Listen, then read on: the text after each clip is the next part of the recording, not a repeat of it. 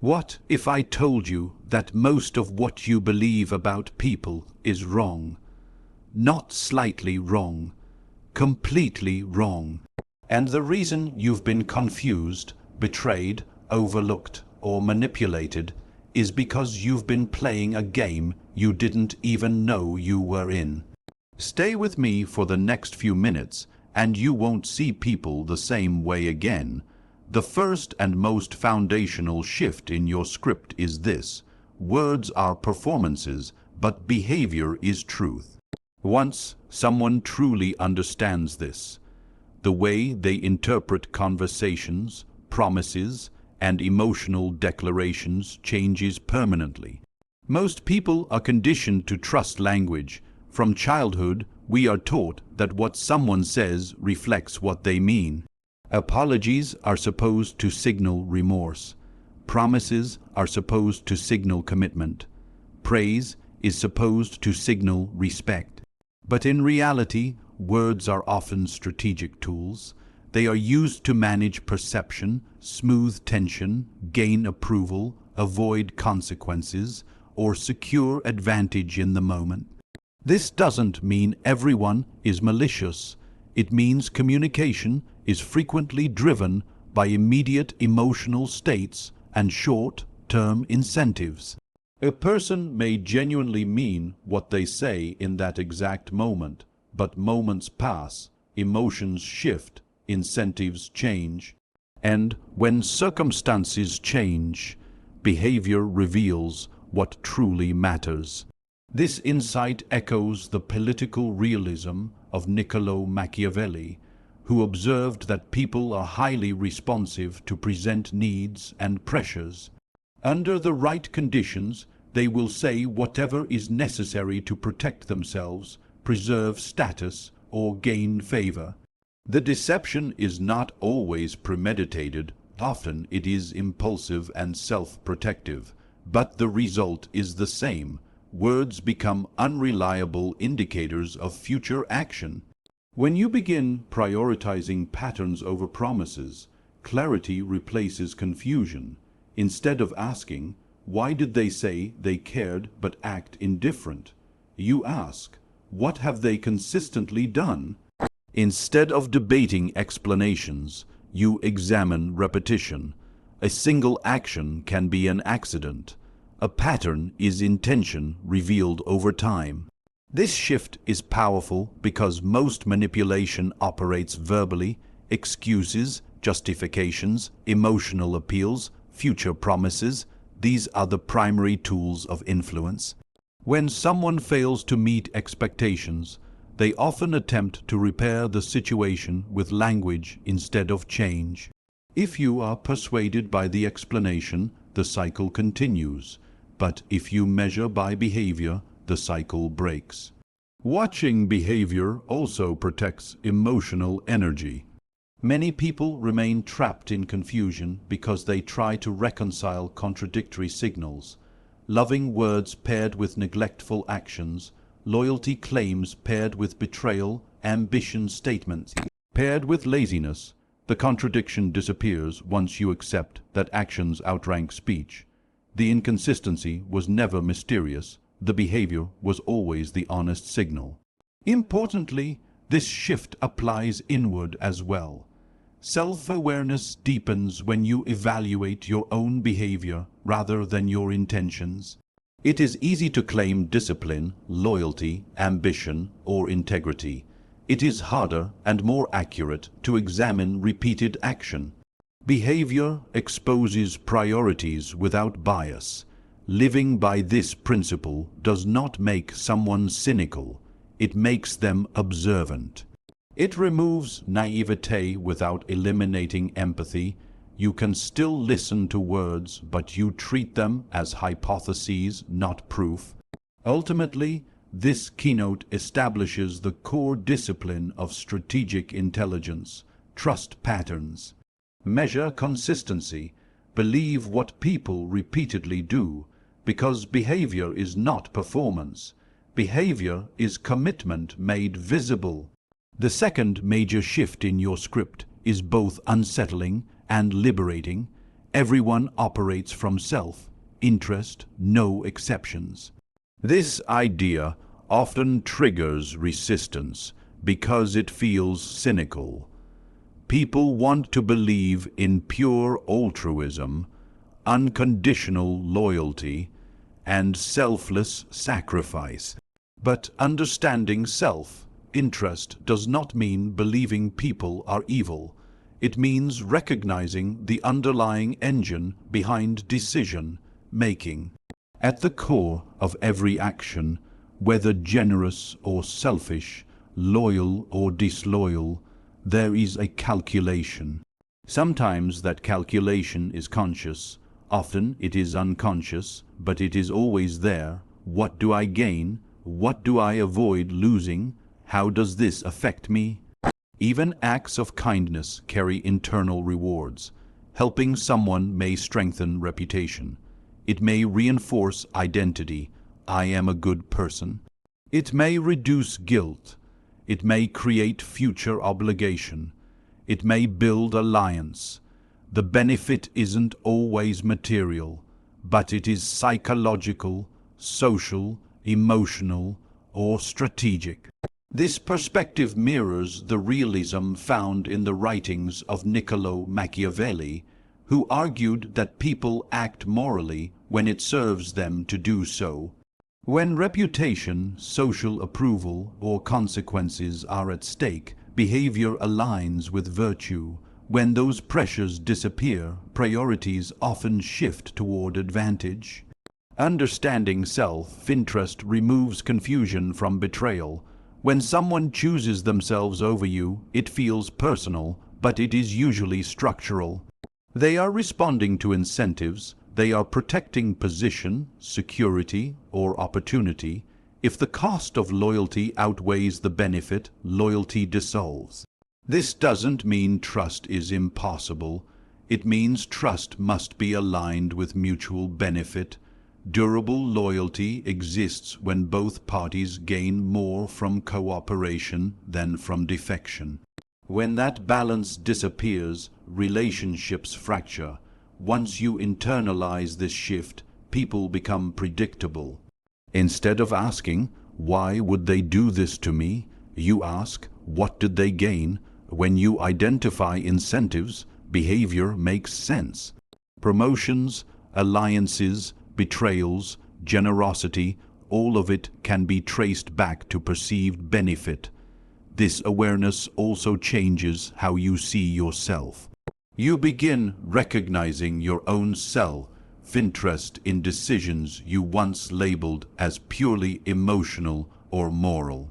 You set boundaries not just because it's right, but because it preserves your well-being.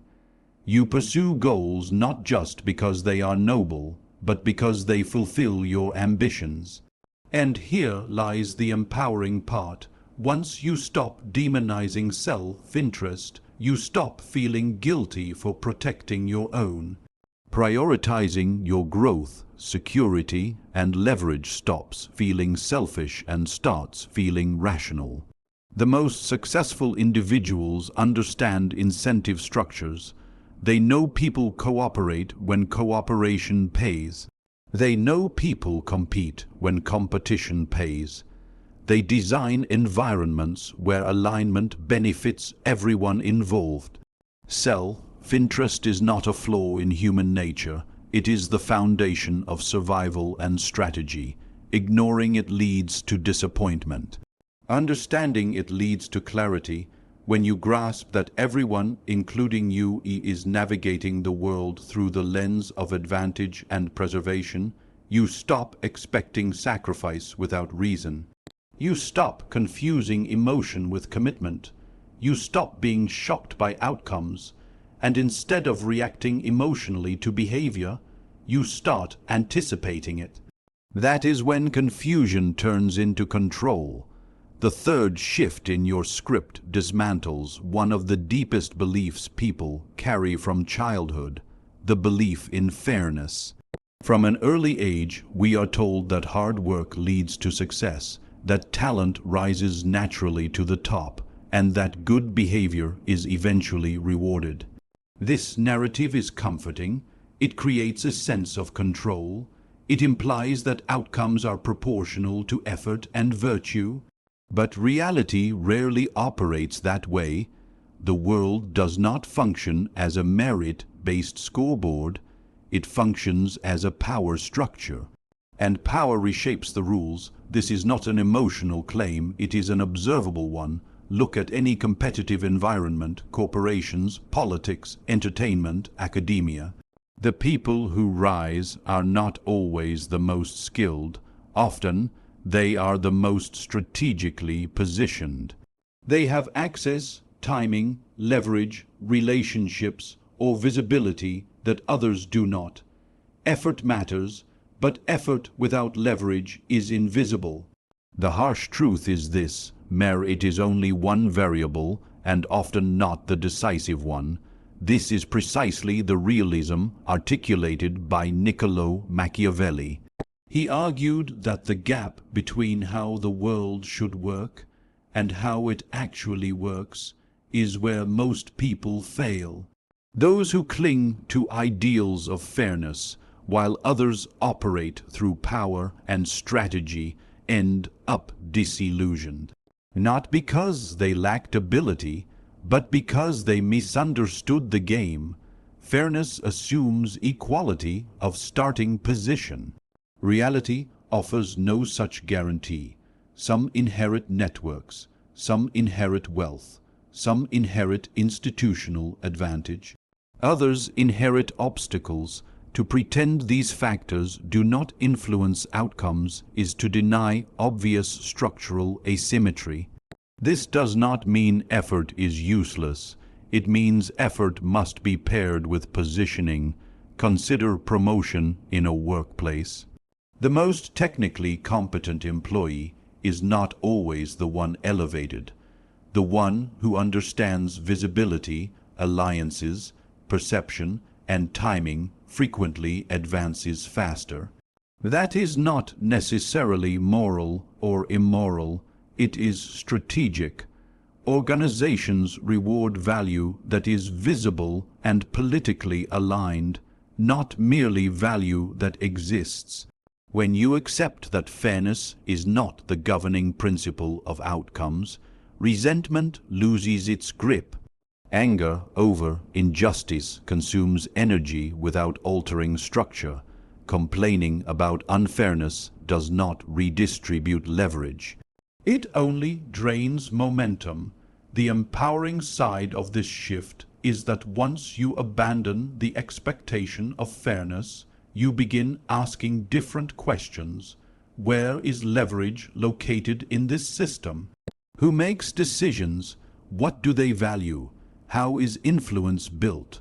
What constraints are real, and which are social illusions?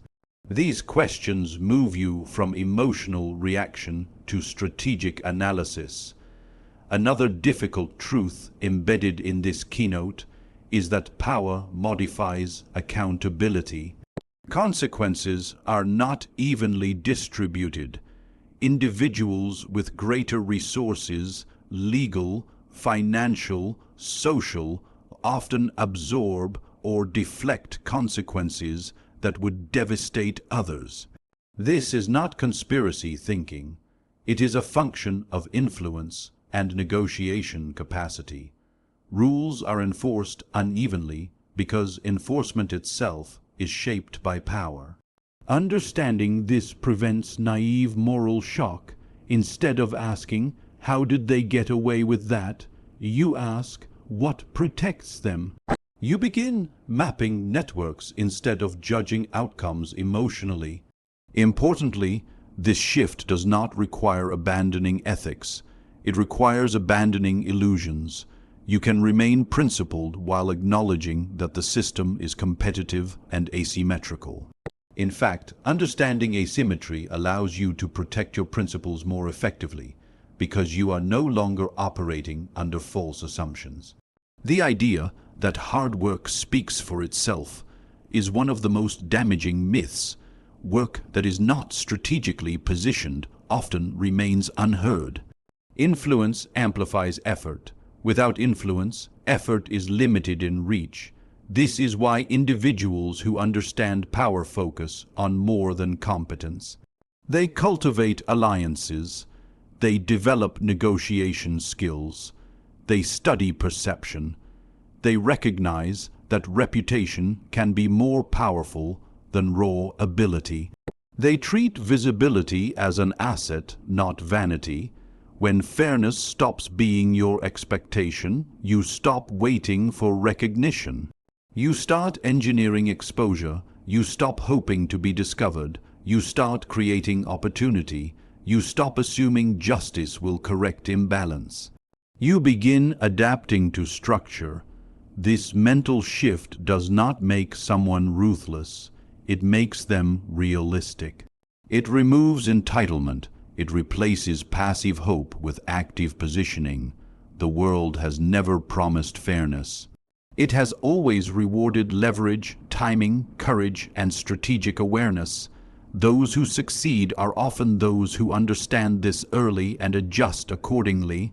Those who remain committed to an idealized version of justice frequently feel betrayed when outcomes diverge from effort. The third keynote, then, is not an invitation to cynicism. It is an invitation to clarity.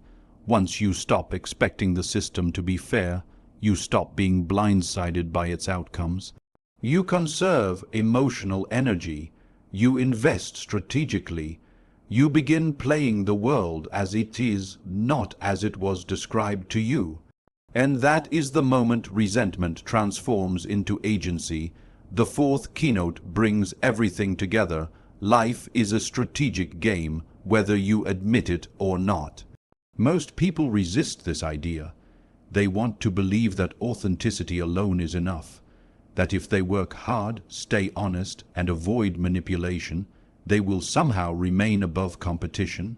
They see playing the game as something negative, political, fake, or immoral, but refusing to play does not remove you from the board.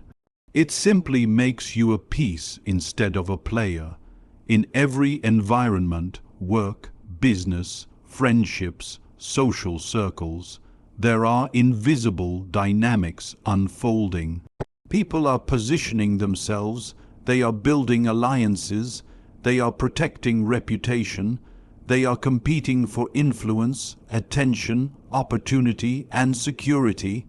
Some do it consciously, others do it instinctively, but it is happening regardless of your participation. The uncomfortable truth is this: neutrality is not protection. If you are not thinking strategically, someone else is thinking strategically about you. This idea aligns closely with the political realism of Niccolò Machiavelli, who wrote that a ruler must be both a fox and a lion, wise enough to recognize traps and strong enough to deter threats. Awareness without strength leads to victimhood. Strength without awareness leads to recklessness. Strategy requires both.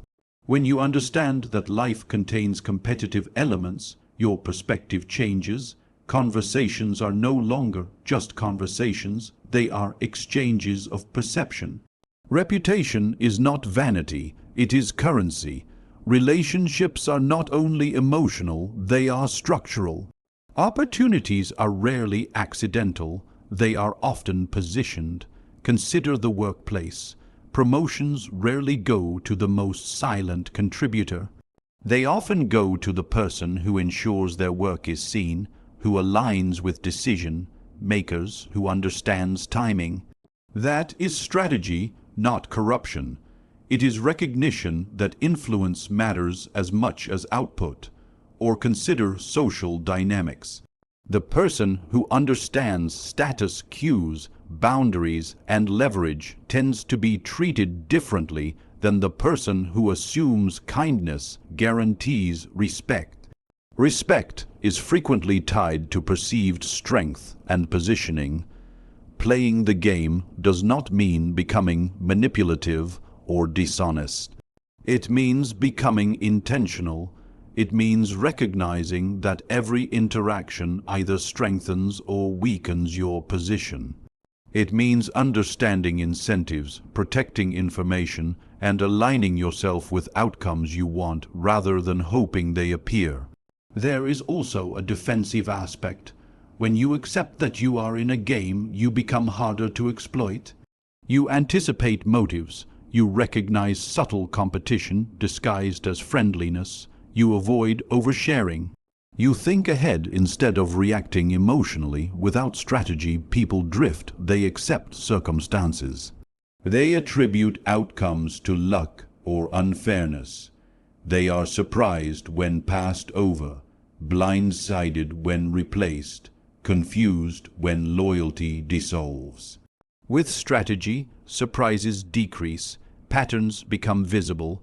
Another powerful component of this shift is the removal of guilt. Many people feel uncomfortable advocating for themselves. They feel self-promotional. They hesitate to negotiate.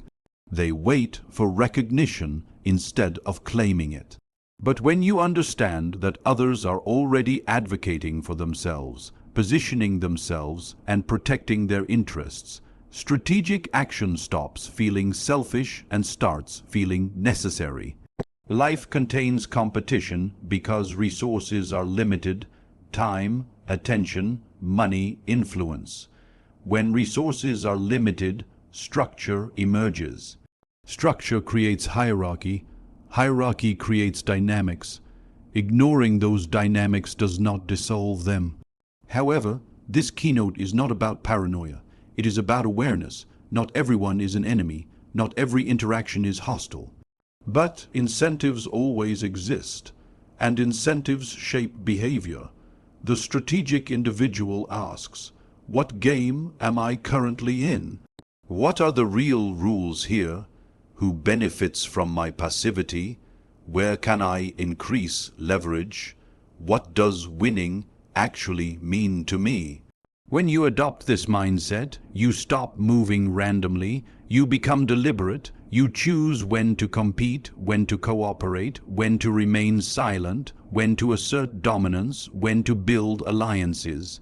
The key distinction is this: playing the game consciously is different from being consumed by it. Conscious strategy means you decide your moves. Unconscious participation means others decide them for you. Those who deny the existence of the game often become tools in someone else's strategy. They provide effort without recognition, loyalty without reciprocity, information without protection. They assume good intentions are enough, but games reward skill, not innocence. Once you accept this shift, passivity becomes uncomfortable. You begin thinking ahead. You analyze consequences. You understand that reputation compounds over time. You treat every opportunity as positioning. You build strength quietly. You avoid unnecessary exposure. You become both fox and lion, perceptive and formidable, and that is the ultimate transformation this keynote points toward, from reactive to strategic, from piece to player, from hopeful to intentional, because whether you choose to play or not, the board is already set.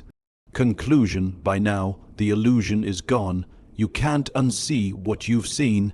The comforting stories that people mean what they say, that loyalty is automatic, that hard work guarantees reward, that fairness governs outcomes no longer hold the same weight.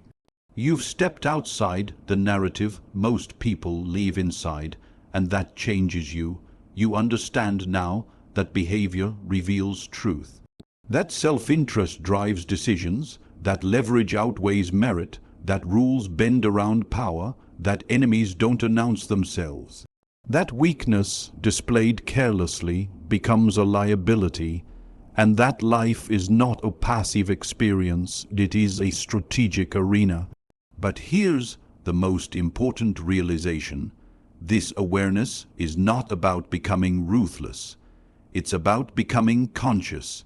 There's a difference between manipulation and strategy, between paranoia and perception, between cruelty and clarity. Most people drift through life reacting, surprised by betrayal, confused by outcomes, frustrated by unfairness. They operate on assumptions that were never tested. They trust words over patterns.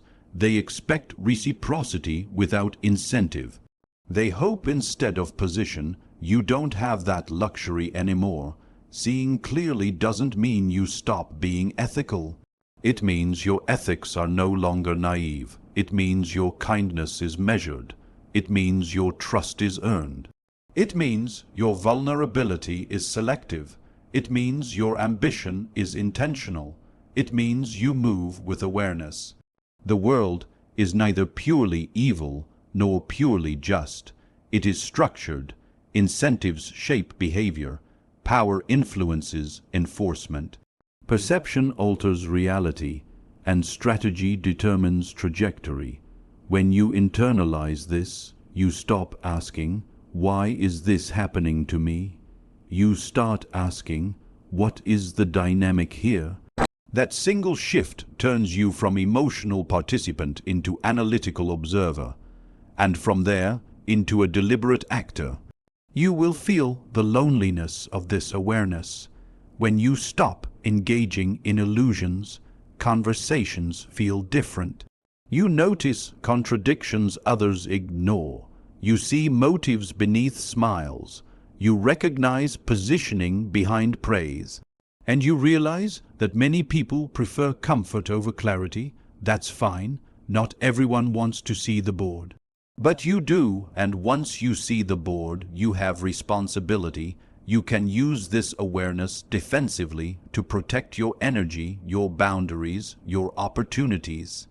Or you can use it constructively to build leverage, align incentives, cultivate strength, and create outcomes intentionally. The choice defines your trajectory. Being dangerously smart is not about intimidating others. It's about being unplayable. It's about no longer being confused by predictable patterns. It's about understanding incentives before emotions cloud judgment. It's about recognizing games without announcing you see them. It is quiet power, and quiet power is far more effective than loud naivety. You don't need to expose the illusion to everyone. You don't need to argue about fairness. You don't need to prove you understand the game. You simply adjust your moves, because at the end of the day, the world doesn't reward innocence. It rewards awareness combined with action. You've seen the shifts. You understand the mechanics. You recognize the patterns. Now the only question left is simple. Will you remain a piece or become a player?